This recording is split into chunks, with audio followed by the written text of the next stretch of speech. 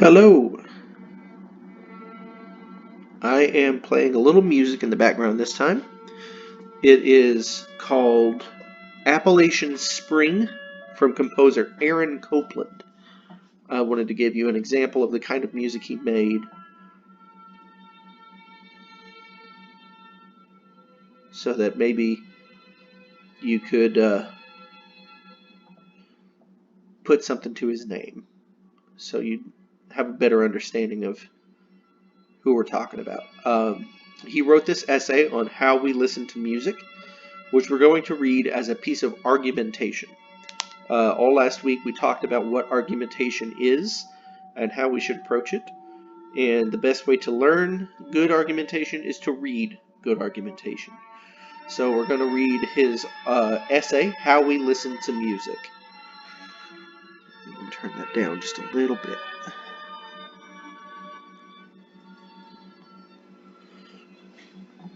All right. So Aaron Copland studied music in the United States and in France.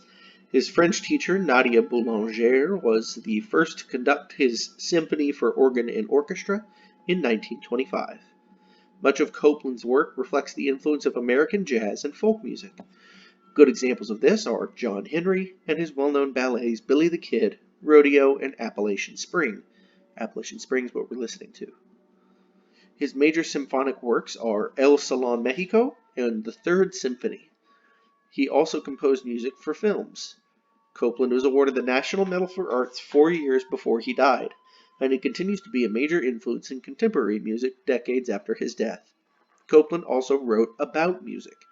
In this essay from What to Listen For in Music, 1939 and republished in 1957, he provides a defense for the difficulty of contemporary music and explains the obligations of the intelligent listener. All right, let's begin. We all listen to music according to our separate capacities, but for the sake of analysis, the whole listening process may become clearer if we break it up into its component parts, so to speak. In a certain sense, we all listen to music on 3 separate planes. For lack of a better terminology, one might name these the sensuous plane, the expressive plane, and the sheerly musical plane. The only advantage to be gained from mechanically splitting up the listening process into these hypothetical planes is the clearer view to be had of the way in which we listen. The simplest way of listening to music is to listen for the sheer pleasure of the musical sound itself. That is the sensuous plane. Oh no, I lost my spot. Okay, that is the sensuous plane. It is the plane on which we hear music without thinking, without considering it in any way. One turns on the radio while doing something else and absent-mindedly bathes in the sound. A kind of brainless but attractive state of mind is engendered by the mere sound appeal of the music. You may be sitting in a room reading this book. Imagine one note struck on the piano. Imagine that one note is enough to change the atmosphere, or immediately that one note is enough to change the atmosphere of the room, providing that the sound element in music is a powerful and mysterious agent, which it would be foolish to deride or belittle. Okay, so what we're going to do is write summaries of each page. So write a summary, 50 to 100 words of this page. That means minimum 50, maximum 100. You don't have to do much of this page, and then we'll move on to the next page. The surprising thing, I'm going to stop the music. I feel like it might get distracting. The surprising thing is that many people who consider themselves qualified music lovers abuse that plane in listening. They go to concerts in order to lose themselves. They use music as a consolation or an escape. They enter an ideal world where one doesn't have to think of the realities of everyday life. Of course, they aren't thinking about the music either. Music allows them to leave it, and they go off to a place to dream, dreaming because of and apropos of the music, yet never quite listening to it. Apropos means relevant. So they're dreaming because of the music, and their dreams are relevant to the music, but they're never quite listening to it. They're just sort of letting it wash over them. That's the sensuous plane. Yes, the sound appeal of music is a potent and primitive force, but you must not allow it to usurp a disproportionate share of your interest. Usurp, to take. You must not allow it to take a disproportionate share of your interest. The sensuous plane is an important one in music, a very important one, but it does not constitute the whole story. There is no need to digress further on the sensuous plane. Its appeal to every normal human being is self-evident. There is, however, such a thing as becoming more sensitive to the different kinds of sound stuff as used by various composers. For all composers do not use that sound stuff in the same way. Don't get the idea that the value of music is commensurate with its sensuous appeal, or that the loveliest sounding music is made by the greatest composer. If that were so, Ravel would be a greater creator than Beethoven. And I don't think any of us have even heard of Ravel, but we have heard of Beethoven. The point is that the sound element varies with each composer, that his usage of sound forms an integral part of his style and must be taken into account when listening. The reader can see, therefore, that a more conscious approach is valuable even on this primary plane of music listening. Okay, go ahead and summarize that page as best you can. See if you can understand what he's saying and put it into your own words. The second plane on which music exists is what I have called the expressive one. Here, immediately, we tread on controversial ground. Composers have a way of shying away from any discussion of music's expressive side. Did not Stravinsky himself proclaim that his music was an object, a thing, with a life of his own, and with no other meaning than its own purely musical existence? This intransigent attitude of that's a hard sentence to say.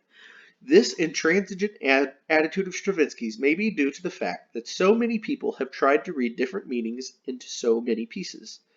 Heaven knows it is difficult enough to say precisely what it is that a piece of music means, to say it definitely, to say it finally, so that everyone is satisfied with your explanation. But that should not lead one to the other extreme of denying to music the right to be expressive. Okay, so what I think he's saying here is that music is expressing something on its own. It's expressing a feeling or a story, a state of mind.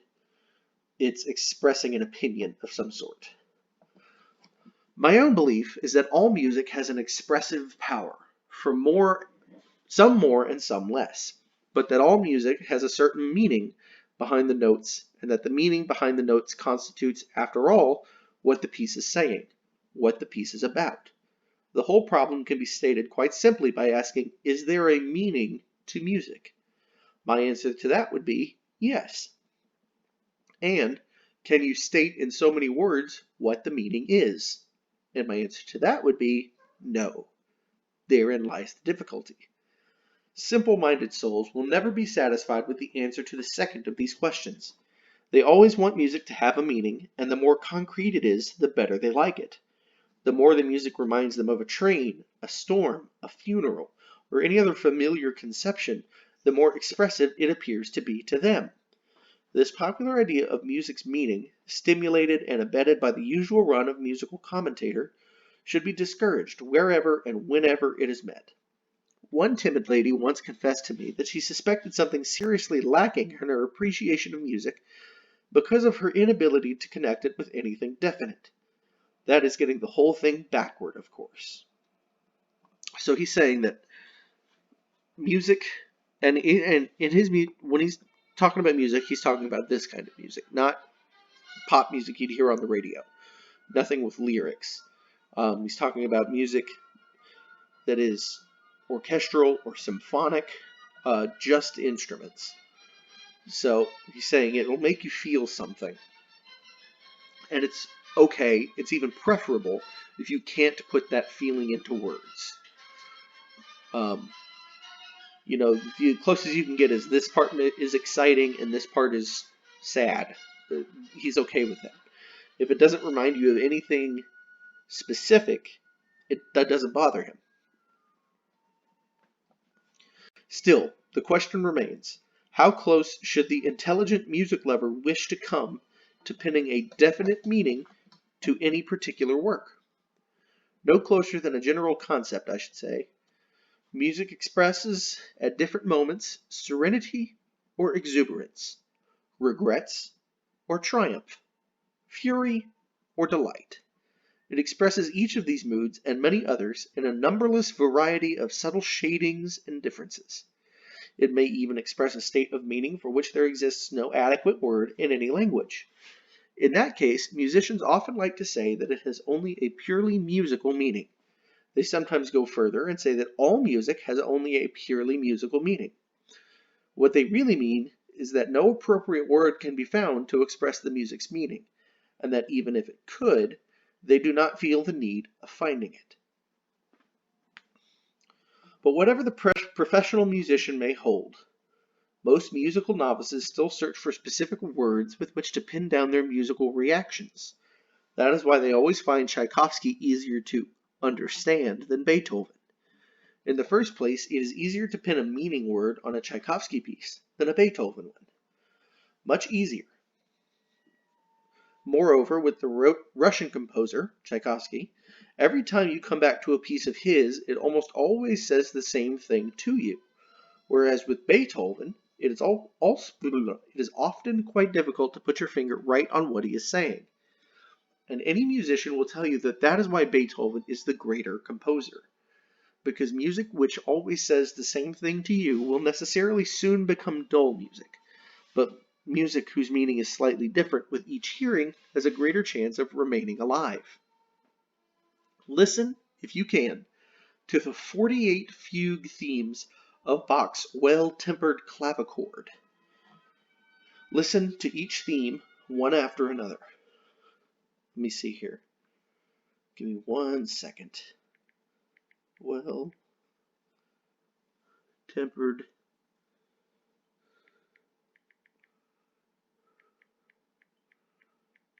Clavichord.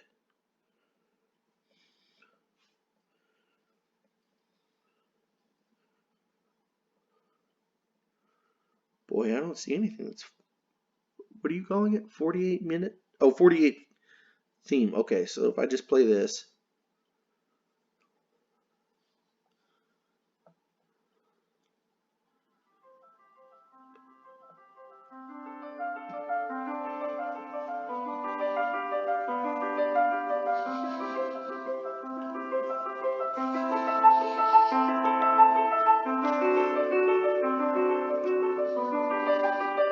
This is Bach, Well-Tempered Clavichord.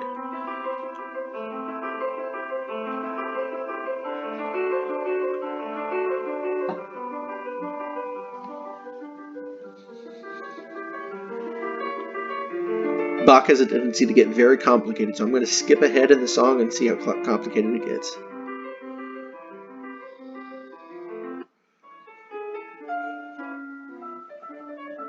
Wow, that sounds like a completely different song.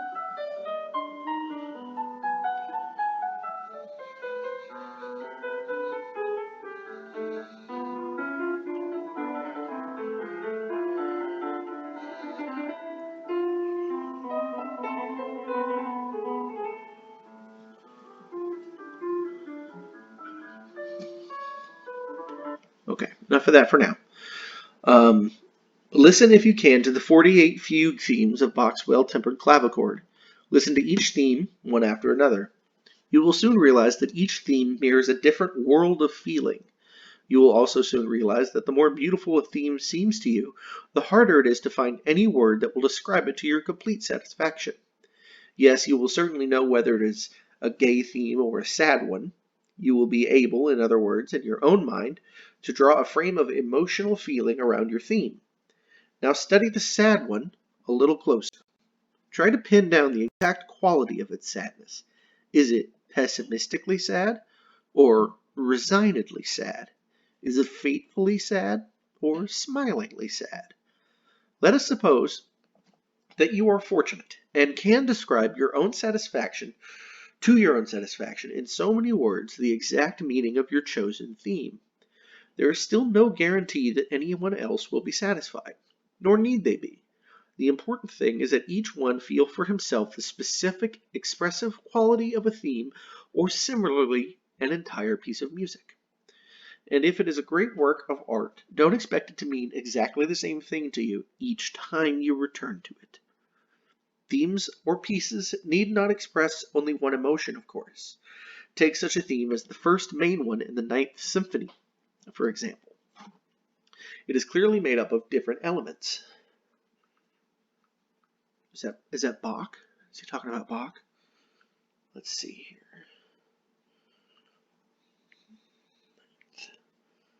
Going up month. Ninth Symphony, Beethoven.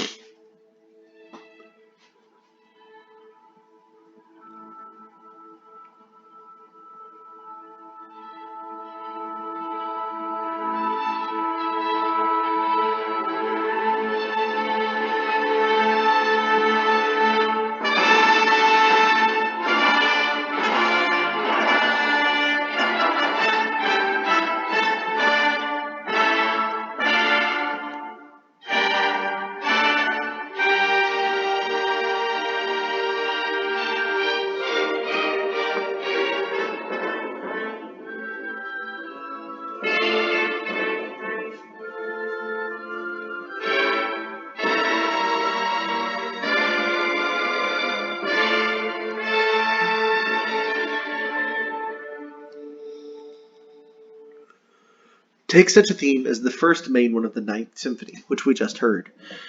It is clearly made up of different elements. It does not say only one thing. Yet anyone hearing it immediately gets a feeling of strength, a feeling of power. It isn't a power that comes simply because the theme is played loudly. It is a power inherent in the theme itself. The extraordinary strength and vigor of the theme results in the listeners receiving an impression that a forceful statement has been made. But one should never try to boil it down to the fateful hammer of life, etc. That is where the trouble begins. The musician, in his exasperation, says it means nothing but the notes themselves, whereas the non-professional is only too anxious to hang on to any explanation that gives him the illusion of getting closer to the music's meaning.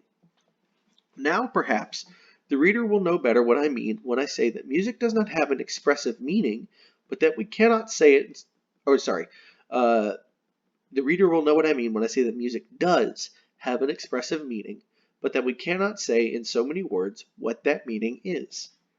The third plane on which music exists is the sheerly musical plane. Besides the pleasurable sound of music and the expressive feeling that it gives off, music does exist in terms of the notes themselves and of their manipulation. Most listeners are not sufficiently conscious of this third plane. Professional musicians, on the other hand, are, if anything, too conscious of the mere notes themselves. They often fall into the error of becoming so engrossed with their arpeggios or staccatos that they forget the deeper aspects of the music they are performing. But from the layman's standpoint, it is not so much a matter of getting over bad habits on the sheerly musical plane as of increasing one's awareness of what is going on, insofar as the notes are concerned. When the man on the street listens to the notes themselves with any degree of concentration, he is most likely to make some mention of the melody. Either he hears a pretty melody or he does not, and he generally lets it go at that. Rhythm is likely to gain his attention next, particularly if it seems exciting, but harmony and tone color are generally taken for granted if they are thought of consciously at all. As for music's having a definite form of some kind, that idea seems never to have occurred to him. It is very important for all of us to become more alive to music on its sheerly musical plane. After all, an actual musical material is being used. The intelligent listener must be prepared to increase his awareness of the musical material and what happens to it. He must hear the melodies, the rhythms, the harmonies, the tone colors in a more conscious fashion. But above all, he must, in order to follow the line of the composer's thought, know something of the principles of musical form. Listening to all of these elements is listening on the sheerly musical plane. What I think he's describing here is music theory. which some of you may have encountered, having maybe you played in band, um, or you play the guitar or the drums, or you've played in a band, maybe not the school band, but like your own rock band or pop band or something. I don't know you. I don't know your life, right? But there are a lot of terms he's using here that you encounter when you study music, like tone color. All right, let me repeat that I have split up mechanically the three separate planes on which we listen merely for the sake of greater clarity. Actually, we never listen on one or the other of these planes. What we do is correlate them, listening in all three ways at the same time. It takes no mental effort, for we do it instinctively. Perhaps an analogy with what happens to us when we visit the theater will make this instinctive correlation clearer. In the theater, you are aware of the actors and actresses, costumes and sets, sounds and movements. All these give one the sense that the theater is a pleasant place to be in. They constitute the sensuous plane in our theatrical reactions. The expressive plane in the theater would be derived from the feeling that you get from what is happening on the stage. You are moved to pity, excitement, or gaiety. It is this general feeling, generated aside from the particular words being spoken, a certain emotional something which exists on the stage, that is analogous to the expressive quality in music. The plot and plot development is equivalent to our sheerly musical plane. The playwright creates and develops a character in just the same way that a composer creates and develops a theme. According to the degree of your awareness of the way in which the artist is According to the degree of your awareness of the way in which the artist in either field handles his material, you will become a more intelligent listener. Oh, we're almost done. It is easy enough to see that the theater goer never is conscious of any of these elements separately. He is aware of them all at the same time. The same is true of music listening. We simultaneously and without thinking listen on all three planes. In a sense, the ideal listener is both inside and outside the music at the same moment, judging it and enjoying it, wishing it would go one way and watching it go another. Almost like the composer at the moment he composes it, because in order to write his music, the composer must also be inside and outside his music, carried away by it and yet coldly critical of it. A subjective and objective attitude is implied in both creating and listening to music. What the reader should strive for, then, is a more active kind of listening. Whether you listen to Mozart or Duke Ellington, you can deepen your understanding of music only by being a more conscious and aware listener. Not someone who is just listening, but someone who is listening for something. Okay, coming in at about 23 minutes. So, oh look, my thumb. Hello, thumb. We're not going to be using these suggestions for discussion. We're going to do something else. But for now, the first assignment is just to summarize each of these pages. That's all you have to do. It can be kind of hard to understand. I know that. It's college level, and Aaron Copland was a world-renowned musician and composer when he wrote this. So it's complex and deep. So go back page by page, starting at this page 357, and summarize in your own words each page. So let's see, how many pages are there? 1, 2, 3, 4, 5, 6. 6 pages. So you should have 6 paragraphs. 1 paragraph for each page. And I'll write that in the instructions as well. Okay, goodbye for now.